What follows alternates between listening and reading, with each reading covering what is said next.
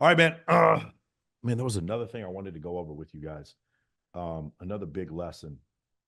I don't remember. Oh yeah, last lesson for today. And I talked about this in one of the modules. So from now on, I love the fact that in my audience, we don't get really heavy into body count. We're not super like judgmental of women. That's one thing you'll notice about my audience, my the ethos of Men of Action. I don't recommend you marry a woman with a high body count, but you can be friends with them and have fun with them. It's discernment without judgment. But here's the thing I was going to tell you. You're never going to know if a girl slept with a lot of dudes. But one thing you can figure out is how susceptible she is to stimulus. So instead of looking at a girl based on how physically attractive she is, look at the level of stimulus she allows herself to receive. If you like, me and my girl, we would go through each other's phones. I don't care if she goes through my phone. She can go through I go through ours, whatever.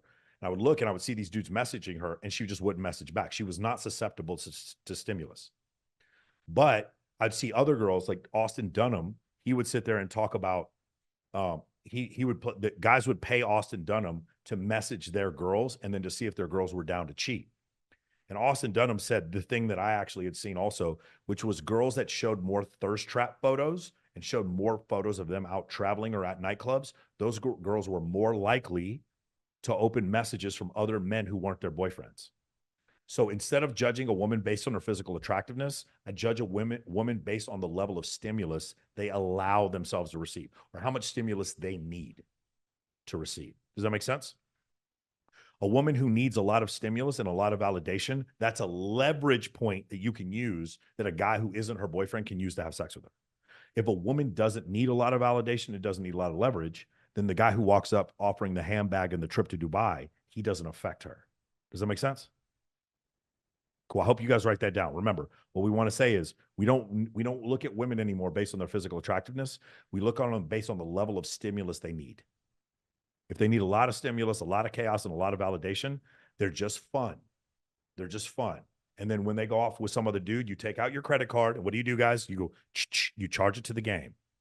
You don't give a fuck. They for everybody. Pass them all around. They at every party. They ain't going to be loyal, not to anybody. But I love these hoes, okay? That's what we need to understand. So we look at the stimulus that they're down to receive as opposed to how physically attractive they are. If you're lucky, what you'll do is you'll meet a girl who's like low stimulus girl who's very attractive. That's the keeper. That's the one you want to keep. But what you're going to find a lot of is like girls that are mid who receive a fucking ton of stimulus. Those girls are what I call a nightmare. Would never date them. Super fun to go to clubs with them, but would never date them. Cool? Gabe, you're asking where do I get my shirts? Talk to John Henley. There's a company called ASOS in England that makes my t-shirts. This shirt, by the way, is made by Alex Costa. Alex Costa make these. You go look up Alex Costa. This is like he has these black fitted shirts. They're not the lobster types. I like the lobster shirts that actually go like hang down halfway down my butt. This one isn't a long shirt. If you're watching this, I have a gift for you. Click the link below and I will send you a private invite to my community for free. Yes, free.